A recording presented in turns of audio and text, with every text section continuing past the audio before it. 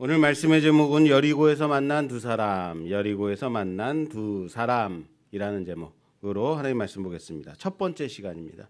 다음 주에 여리고에서 만난 두 사람 두 번째 시간을 가지려고 합니다. 여러분, 여리고에서 만난 두 사람이라는 제목은 여리고에서 어떤 만난 두 사람을 얘기하는 걸까요? 여리고에서 예수님이 만난 두 사람일까요? 예수님을 만난 두 사람일까요? 이 예, 다 의미가 있죠. 예, 또 다 관계가 있습니다. 그러면 오늘 말씀은 과연 어떤 말씀을 증거하려고 예수님을 만난 사람을 얘기하려고 그러는 걸까? 예수님이 만난 사람을 얘기하는 걸까? 좀 관심 있게 좀 보십시오. 기도에도 우리 대표 기도해 주셨고 우리 회중 기도에서도 같이 해주셨는데 오늘 이제 우리가 필리핀 단기 선교를 갑니다. 참 어려운 길이고 힘든 길인데 우리가 이번에 같이 가게 됐고 위에서 우리 성도님들 꼭 기도 후원 부탁드립니다. 기도로 후원 부탁드립니다. 남자들은 보통 어디 가고 그러면 딱 만나면 짐 가져왔어? 이렇게 물어봐요. 왜? 짐이 없어요. 남자들은 보통 주머니에 넣어 갖고 가거나 조그만 배낭도 아닌 가방 조그만 거에 그냥 색 같은 데다가 가지고 가거나 그냥 그 정도 가져가면 끝이에요. 근데 우리 자매님들은 어때요? 짐이 많아요. 거기서 거의 뭐 한 1년 살 것처럼 이렇게 바리바리 싸가고 그래요. 예. 근데 오늘 제가 특별한 자매님을 한 명 만났어요. 짐이 어디 있어요? 등에 있습니다 하는 자매님 한 명 만났어요. 누구라고 말하진 않겠습니다만 남자인가? 그런데 오늘 또 특별한 거 하나를 또 깨달았어요. 남자들은 짐 어디 있어? 이렇게 물어보는데 여자들은 오늘 안 가? 왜 이렇게 예쁘게 입고 온 거야? 이거 왜 이렇게 태국 아니 어디죠 우리? 필리핀 안 가? 왜 이렇게 이쁘게 입고 온 거야? 그게 뭐가 그렇게 중요해요? 근데 뭐예요? 우리 자매님들은 거기에 관심이 있어요. 나보다 더 이쁘게 입고 왔네? 오늘 필리핀 안 갈 거야 진짜? 뭐 이런 거. 예수님을 만난 자들은 과연 어디에 관심을 가져야 될까? 오늘 좀 집중해서 들으시길 바랍니다. 왜 아멘이 아무도 안 나와요?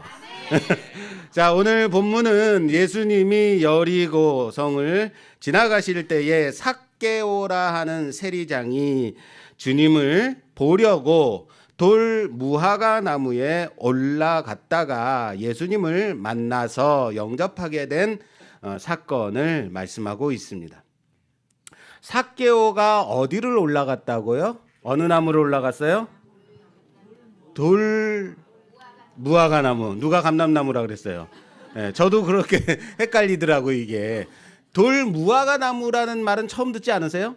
돌 감람나무는 우리가 많이 들어요. 저기 바울서신에 많이 나오니까. 그런데 돌 무화과 나무는 처음 듣죠. 예, 돌 무화과 나무 좀 어색해요. 생각해 보세요. 우리 어릴 적에 이 삭개오의 본문 이거 볼 때 우리 뭐라고 무슨 나무라고 그랬냐면 돌 무화과라고 하지 않고 그래요. 뭐라고 그래? 뽕나무에 올라갔다 그래요. 뽕나무에 올라갔다라고 배웠는데 유초동부 시절에도 그랬습니다. 유초동부 시절에 삭개오가 뽕나무에 올라갔어요. 뭐 이렇게 얘기하면 애들이 막 까르르 하고 웃어요. 왜? 뽕나무라는 그 말이 재밌어가지고 그렇게 웃었단 말이에요. 그런데 오늘 보니까 뽕나무가 아니고 무화과 나무로 돼 있어요. 그렇습니다. 이 돌 무화과 나무는 개정 성경일 때는 뽕나무였었는데 개정에서 개역 개정 성경으로 넘어오면서 바뀌면서 뽕나무로 되어 있던 것을 돌 무화과 나무로 바꾸어 실었습니다.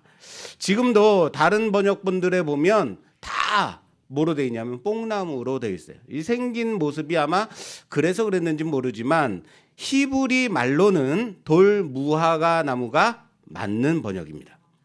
자, 왜 그러면 돌 무화과 나무인가? 왜냐하면 이 돌 무화과 나무는 무화과 나무인데 무화과 나무의 열매는 먹을 수 있어요. 물도 많고 달고 맛있습니다.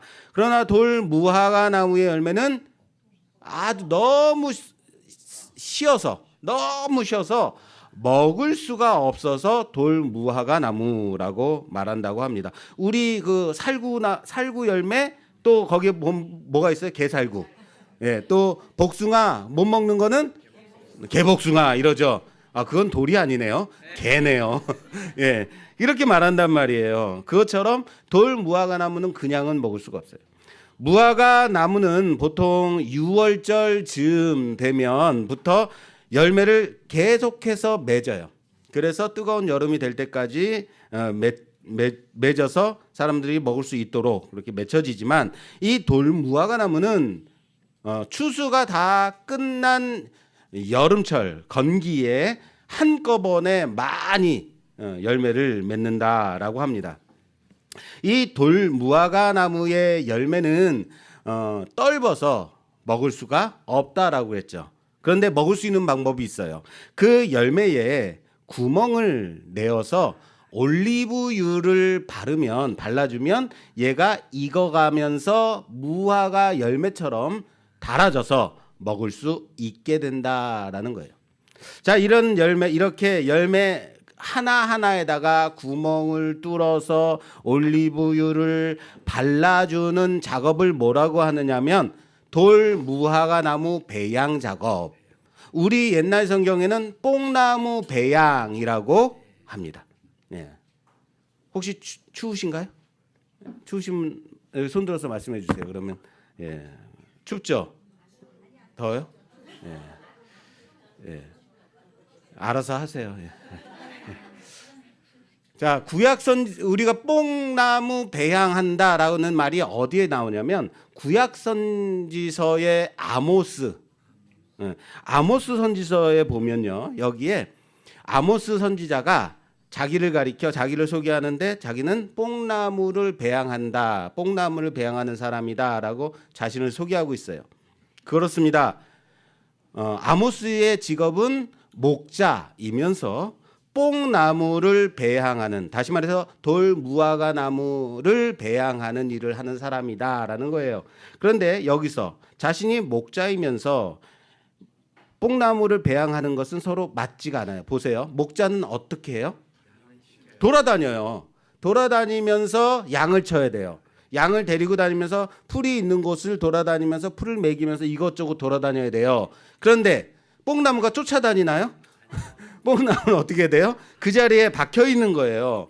이것저것 다니면서 양을 치는 목자에게, 그런 목자가 한 군데에서 농사를 짓는다는 것, 뽕나무를 배양하는 작업을 하는 것, 이것은 좀 이상하다라는 거예요. 그러나 당시 이스라엘의 문화를 우리가 알게 된다면 이해할 수 있는 게 있어요. 자, 이전까지 이스라엘은 전통적으로 어떤 일을 하는 사람들이었냐면 목축을 하는 사람들이었어요. 그래서 출애굽기의 시작이 애굽에서 시작하잖아요. 그런데 애굽으로 내려갈 때 요셉이 자기 가족을 뭐라고 소개하냐면 목축하는 사람들입니다. 조상 때로부터. 그러나 그들이 가나안 땅에 정착하게 되면서 농사를 짓기 시작했어요. 그래서 농사가 주업이 됐어요. 그 후로부터는 목축을 하지 않고, 다시 말해서 목자는 업신여기는 직종이 되어버렸고, 없는 사람들이 목자를 하게 되었고, 심지어 목자를 가리켜서 심심찮게 남의 밭에서 양을 풀어놓고 남의 식물을 뜯어먹게 한다고 도둑으로 몰리는 일들도 심심찮게 있었다라는 거예요. 이스라엘의 계절은 두 계절이 있습니다. 우기와 건기로 나뉘게 되는데, 우기 때는 비가 오기 때문에 광야에 양을 먹일 만한 풀들이 많아요. 그래서 양을 광야로 데리고 가서 풀을 먹일 수 있는데, 나머지 건기 때가 되면 도저히 양을 먹일 풀이 광야에 없어요. 구할 수가 없게 되기 때문에 목자들은 자신의 양들을 어디로 데리고 오냐면 광야에서 요단 서편 비옥한 지역으로 평야지대로 몰고 와서 밀 추수가 끝난 그 다음에 밀의 추수가 끝나면 그 밑둥이가 있죠. 그 밑둥이를 양을 풀어 놓아서 먹이도록 합니다. 그런데 여기는 밀을 키우는 곳이기 때문에 이 땅에는 주인이 있단 말이에요. 다시 말해서 밀의 밑둥이 자체도 이 농사를 지은 사람의 것이죠. 그래서 여기에는 한 가지 조건이 있어요. 이 밀의 밑둥이를 양을 풀어 놓아서 먹일 수 있게끔 하는 조건이 하나 있는데, 평야 지역에 이 심어 놓은 뽕나무, 다시 말해서 돌 무화과 나무의 열매를 배양하는 작업, 그 작업을 목자들에게 시켜요. 이게 생각해 보세요. 한 나무에 열매들이 다닥다닥다닥 많이 열리잖아요. 그럼 그거 하나하나를 구멍을 뚫어서 올리브유 바르고, 구멍을 뚫어서 올리브유를 바르고, 이걸 누가 다 해요. 그런데 이거를 누구를 시켰다? 목자들. 내가 이거 너희 양 우리 밭에 와가지고 먹이도록 할 테니까 너는 대신에 이거 해라고 돌 무화과 나무 배양 작업을 대신 그 노동력을 제공하도록 시켰다.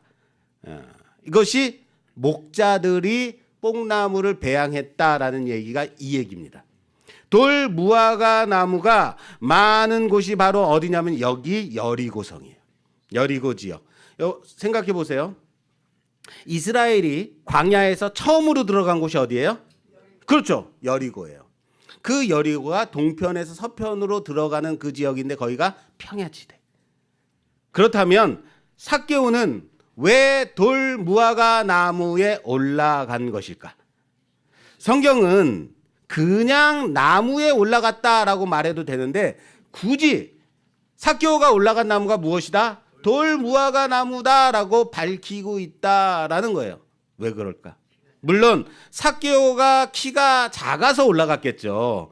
사람들에게 가려져서 주님을 볼 수 없으니까 올라갔겠죠. 그런데 왜 하필이면 돌 무화과 나무에 올라갔을까? 이에 대해서도 여리고 지역에 이 돌 무화과 나무가 많았기 때문에 그래서 올라간 것일 테고, 그리고 어디 올라가지 봤더니 돌 무화과 나무가 있으니까 올라간 것일 수도 있습니다. 그런데 여리고에는요, 돌 무화과 나무보다 더 많은 게 뭐냐면 종려나무예요. 종려나무가 더 많다고 합니다. 그리고 종려나무는 멋지게 쭉쭉 뻗어 자라며 무성하게 자라는 나무. 자, 알겠어요? 제가 갑자기 설교 시간이 퀴즈 대회가 됐습니다. 예. 돌 무화과 나무에 올라간 이유가 무엇일까? 첫째, 올라가기 쉬우니까 였겠죠. 올라가기 어려우면 올라가지 않겠죠. 보세요. 올라가기 쉬우니까 올라. 그런데 이 나무는 누가 올라가는 나무라고요? 누가 올라가는 나무라고요? 나무는 올라가는 나무란 말이에요. 이 나무는요, 특별히. 누가요? 그렇죠. 배양하는 사람. 그 사람들이 누구라고요? 목자. 목자들이 올라가는 나무다라고 했잖아요. 그거예요. 지금 성경은 그거 말하고 싶은 거죠. 굳이 나무에 올라가서 예수님을 만났다라고 얘기해도 되는 것을 돌 무화과 나무에 올라갔다가 예수님을 만났다라고 얘기하는 게 이유. 돌 무화과 나무는 가난한 목자들이나 이것저것 떠돌아다니며 목축을 하는 그들이 양을 위해서 대신 올라가서는 구멍을 뚫고 올리브유를 발라주는 배양 작업을 해야 했던 그 나무다. 그 사실을 알고 이 본문을 보자는 거예요. 그러면 성경이 무엇을 말하고 싶어 하는지 보이는 게 있는 겁니다. 자, 여기에 지금 누가 올라갔다고요? 그렇죠. 누가 올라갔어요? 삭개오가 올라갔습니다. 그럼 삭개오가 왜 올라갔어요? 삭개오가 목자니까 그는 여리고의 세리장입니다. 세리장. 세리짱이라고요. 짱 먹는 사람이라고요. 무슨 말이에요? 그렇죠. 세리 중에 짱이에요. 당시 여리고는 비옥하고 상업이 발달되었기 때문에 많은 세금이 거쳐지는 도시였어요. 그런 지역인데 그곳에 세리들 중에 장, 그게 삭개오.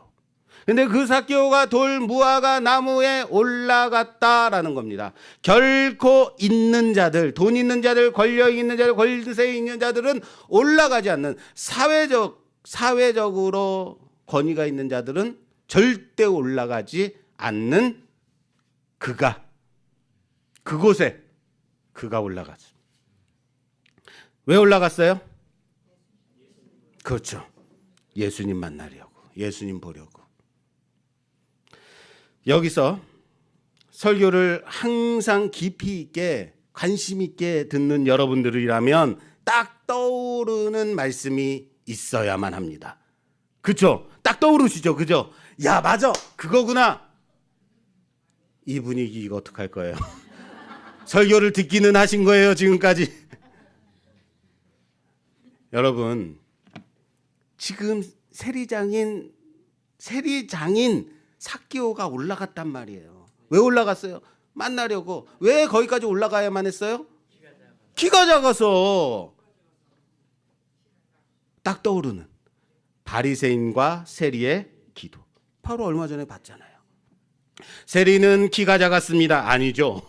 성전에 가까이 하지도 못하고 멀리 서서 고개를 들지도 못하고 쳐받고 자신을 불쌍히 여겨달라고 나는 죄인입니다 라고 고백할 뿐이었습니다.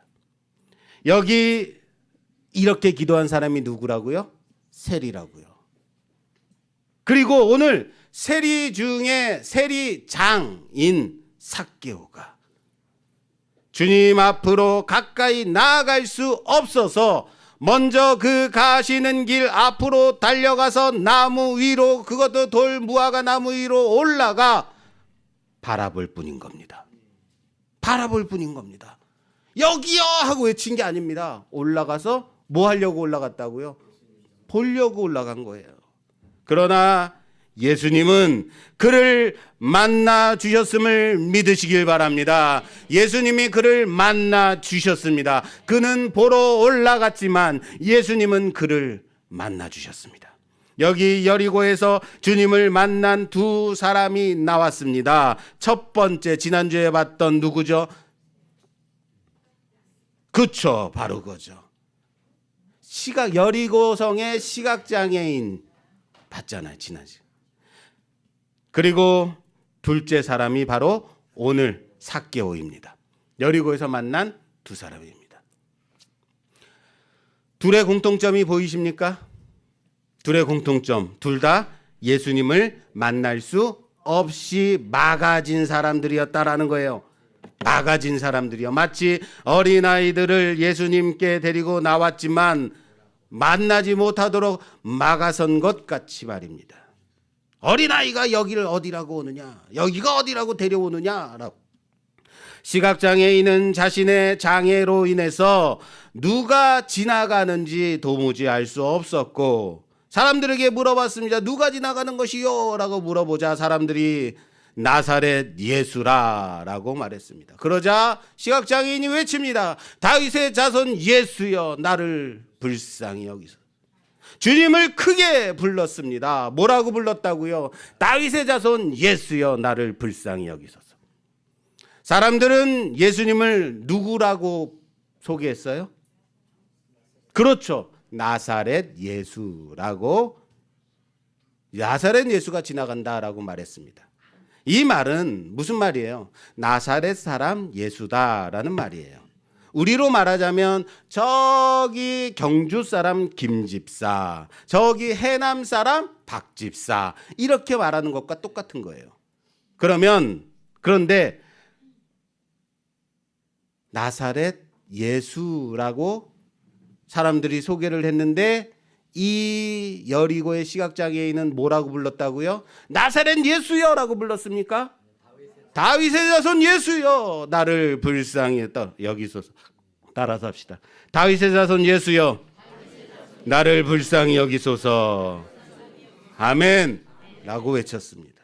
사람들이 말해준 대로 나사렛 예수라고 부르지 않았다라는 겁니다. 이게 무슨 말이에요? 나사렛 예수가 누구신지 알았다는 거. 그렇죠. 정확히 알고 있었다.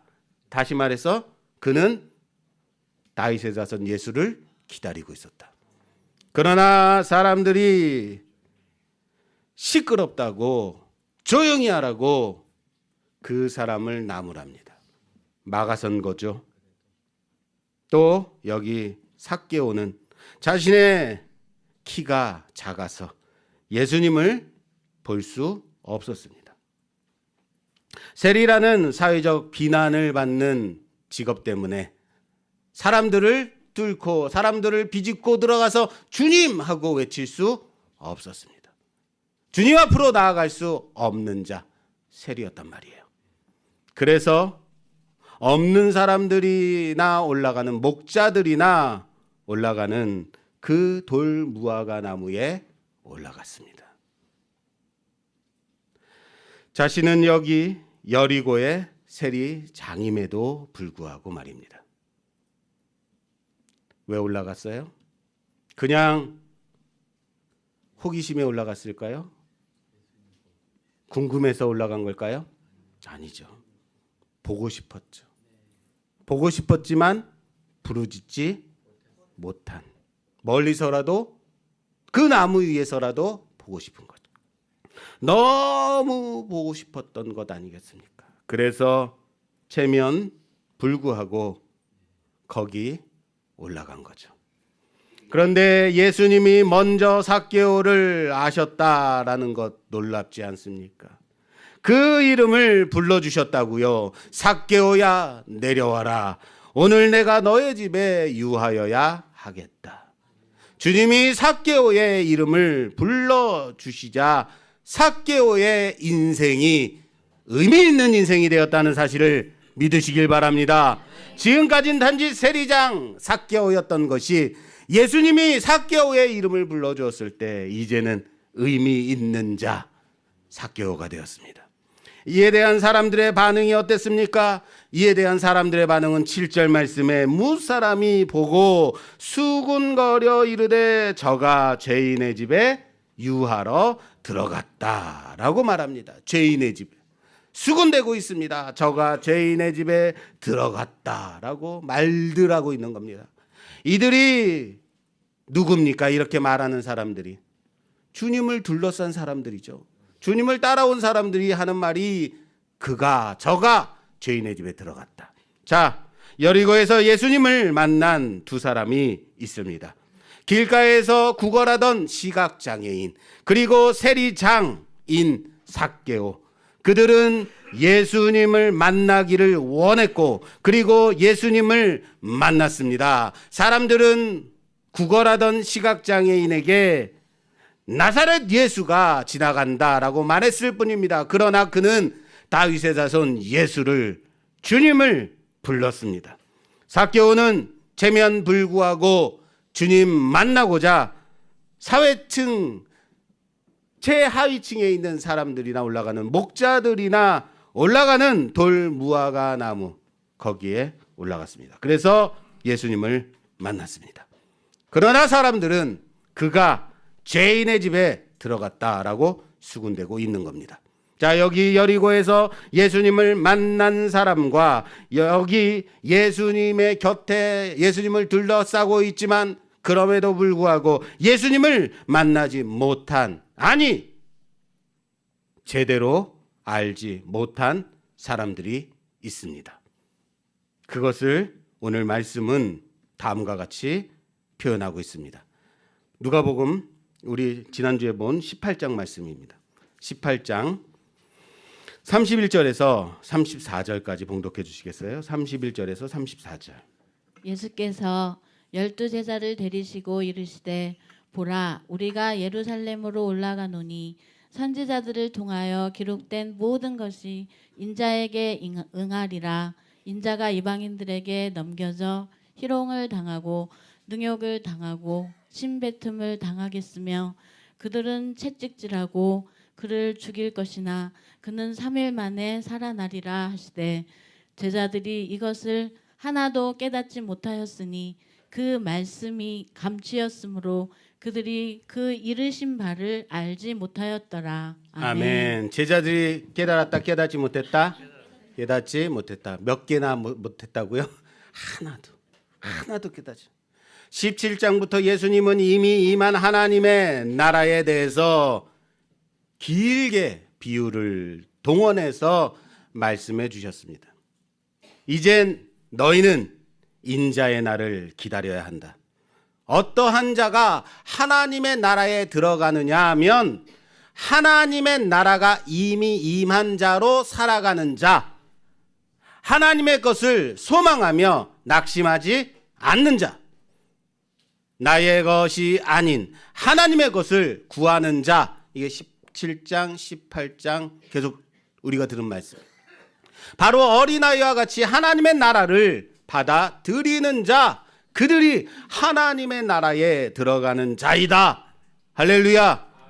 그런데 이 말씀을 듣는 제자들은 하나도 깨닫지 못하고 있더라 라고 말씀하고 있는 겁니다. 그런데 이 말씀이 이미 누가복음, 오늘 우리가 몇 장 보는 거예요? 19장. 그런데 이 똑같은 말씀이 누가복음 9장에 이미 나와 있다는 거 아십니까? 한번 가서 찾아볼까요? 누가복음 9장 22절 말씀. 이르시되 인자가 많은 고난을 받고 장로들과 대제사장들과 서기관들에게 버림받아 죽임을 당하고 제3일에 살아나야 하리라 하시고. 아멘. 43절부터 그 뒤에 43절에서 45절까지. 사람들이 다 하나님의 위엄에 놀라니라. 그들이 다 그 행하시는 모든 일을 놀랍게 여길세. 예수께서 제자들에게 이르시되 이 말을 너희 귀에 담아 두라. 인자가 장차 사람들의 손에 넘겨지리라 하시되 그들이 이 말씀을 알지 못하니 이는 그들로 깨닫지 못하게 숨긴 바 되었음이라. 또 그들은 이 말씀을 묻기도 두려워하더라. 아멘. 깨달았대, 깨닫지 못했다래요. 깨닫지 못했다는 거예요. 어디에 나오는 말씀이에요? 누가복음 9장. 그런데 누가복음 18장에 어때요? 똑같은 말씀이 또 있어요. 그때도 깨닫지 못했던 제자들은 지금도 여전히 깨닫지 못하고 있다. 누가복음을 크게 나누어서 보면 처음은 예수님의 탄생과 그에 대한 증언이 나옵니다. 그리고 4장부터 예수님의 공생애가 시작이 돼요.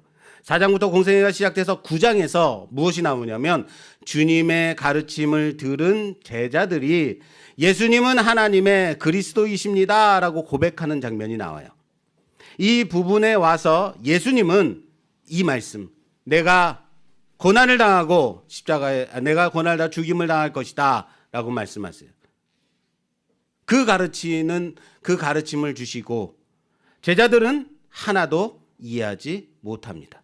그리고 예수님이 9장부터 예루살렘으로 올라가시는 여정이 오늘 18장까지, 그리고 19장부터는 주님의 마지막 사역, 십자가, 죽음, 그리고 부활이 나오는 거예요.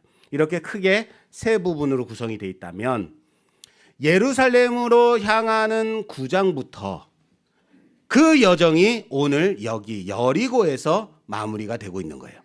그래서 오늘 결론의 말씀입니다. 그러나 말씀은 제자들은 이것을 깨닫지 못했다라고 시작해서 오늘 다시 제자들은 여전히 이것을 하나도 깨닫지 못했다라고 마무리하고 있는 겁니다. 그 안에 어떤 내용이 있었냐면 9장부터 18장까지의 내용이 있었죠. 어떤 내용이에요? 예수님이 치열하게 가르치시는 거예요. 당신이 누구신지, 드러내심이 무엇인지, 그리고 그 가시는 길은 어떠한 길이야 하는지 보여주시. 그럼에도 불구하고 계속해서 예수님의 지근거리에 있던 그들은 여전히 깨닫지 못하더라. 깨닫지 못하더라. 하나님의 나라가 언제 오느냐고 예수님을 둘러싸고 물은 바리새인들은 이미 임한 하나님의 나라를 그 다스림을, 그 통치를 알지 못했습니다. 율법에 그렇게 열심인 자들, 하나님의 나라가 그들 가운데는 이미 임하지 못했다는 거죠. 성전으로 올라가 자신이 행한 것을 고한 바리새인은 하나님이 주시고자 하는 것이 무엇인지, 무엇을 구해야 하는지 몰랐습니다. 젊은 부자 관원은 자신의 부와 열심으로 하나님이 주시는 율법을 지켜낼 수 있어서 영생을 얻을 수 있다라고 생각했고 지켰다고 자부했습니다. 그러나 실제 자신은 결코 하나님의 은혜를, 그 의를 의지하지 않고 자신의 부와 재물을, 열심을 의지했던 것임을 예수님은 지적해 주셨습니다. 이들은 과연 하나님의 진정한 그리스도를 만난 자들일까요? 이 모든 것을 예수님을 가까이에서 직접 보고 듣고 배운 제자들은 그럼에도 불구하고 여전히 모르고 있더라. 단지 베드로처럼 예수님, 우리는 모든 것을 다 버리고 예수님을 따랐습니다. 우리가 바로 상 받을 자 맞지요? 자기 공로만 드러낼 뿐인 자들인 겁니다. 그래서 상 받기를 원하십니까? 그래서 여러분들도 상 받기를 원하십니까? 그래서 받을 이 땅에서의 상이 무엇이라고 생각하십니까? 그게 십자가라면요. 그게 주님과 함께 받아야 할 고난이라면요. 그게 바로 하나님이 원하시는 이 땅의 영광이라면요. 어떻게 하실래요? 그래서 제자들은 예수님의 그 가르치심을 하나도 깨닫지 못하고 있는 겁니다. 그래서 제자들은 예수님의 가실 그 길을 조금도 알지 못하는 거였습니다. 여리고의 시각장애인이 예수를 만났고 세리장인 삭개오가 예수를 만났음에도 제자들은 여전히 모르는 겁니다. 왜요? 주님은 이미 9장에서 예수님의 가시는 그 길이 어떤 길인지 가르쳐 주셨음에도 그들은 듣지 않았다. 그들은 자신들이 원하는 바만 바라보고 있었기 때문이다. 9장 23절 말씀에는 이렇게 되어 있습니다. 또 무리에게 이르시되 아무든지 나를 따라오려거든 자기를 부인하고 날마다 제 십자가를 지고 나를 따를 것이니라. 누구를 부인하라고요? 나 자신을 부인하라고요.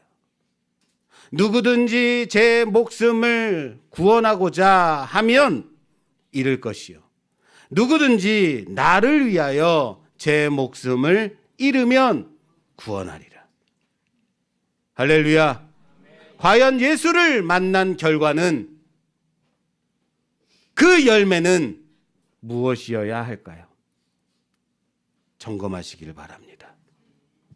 우리는 과연 예수를 만나기는 한 걸까요? 못 만난 건 아닐까요? 우리는 과연 어떤 예수를 기대하고 있는 걸까요? 오늘 설교 제목이 무엇이었습니까? 여리고에서 만난 두 사람이었습니다. 그러나 설교의 내용은 그럼에도 불구하고 만나지 못한 사람들입니다. 만나지 못했다고요. 시각장애인도 만났고 세리장애인도 만났는데 그럼에도 불구하고 만나지 못했다. 만나지 못한 자들이 있더라. 그리고 실제 만난 두 사람에 대해서 다음 주에 이어서 생각해 보려고 합니다. 다음 주 제가 특별히 한 가지 말씀을 드리자면 다음 주엔 정말로 낙타가 바늘귀에 들어가는 방법을 알려드릴 겁니다. 진짜입니다. 궁금하시죠? 스포일러입니다. 이거 말하면 다음 주에 바늘귀에 들어가는 방법을 배우고 싶으시면 다음 주에 빠지면 돼요, 안 돼요? 안 되죠. 여기 이거 알려주려고 필리핀에서 올 거예요, 제가요. 예수님은 여전히 자신을 부인하는 그 삶을 우리에게 요구하십니다. 네가 원하는 바를 너의 욕구와 탐심을 나에게 투영하지 마라. 나에게 얻어낼 생각하지 마라. 그것이 너 자신을 부인하는 거다. 너 자신이 원하는 바를 부인하고 나를 따라야 한다. 그렇지 않으면 여전히 종교 생활만 하는 예수님을 만나지 못하는 저들과 같은 자들일 뿐이다. 그렇게 예수님을 만나지 못한 자로 남게 될 것이냐 말씀하신다면요. 예수를 따르려면 많은 것을 포기하고 어쩌면 나의 큰 손해도 감수해야 할 수도 있습니다. 내 성질, 내 성격, 내가 어떤 사람인지 알아? 이게 뭐예요? 내 증명이에요. 확 부하 올라온다고, 화가 올라온다고 내가 가만히 안 둘 거야. 이거 뭐예요? 자기 증명이라고요. 뭐 하라고 예수님을 따르려거든 뭐 하라 그랬어요? 자기 증명하라 그랬어요? 부인하라 그랬어요. 내 성질이 하면 돼요, 안 돼요? 내가 어떤 성격인데 이게 돼요? 부인하라고요. 내 성질, 내 성격 다 부인하고 내 자존심도 포기해야 될 수도 있습니다. 내가 원하는 바가 아닌 나를 부인하는 삶, 그래서 나의 생활 방식에 많은 변화를 가져와야 할 것입니다. 여리고의 시각장애인처럼 외치십시오. 사랑하는 여러분, 여리고의 예수를 만난 그 시각장애인처럼 외치십시오. 여리고의 세리장인 삭개오처럼 돌 무화과 나무 위에라도 올라가십시오. 그래서 진정으로 예수님 만나는 우리 모두가 되기를 주님의 이름으로 부탁합니다. 나를 부인하고 진정으로 예수님을 만나기를 원한다면 내가 포기해야 되고 내가 부인돼야 되고 내가 짊어져야 될 것이 무엇인지 확실 붙잡고 예수님 만나는 자들, 예수님을 외치는 자들, 예수님을 보는 자들 되기를 주님의 이름으로 축원합니다. 축원합니다.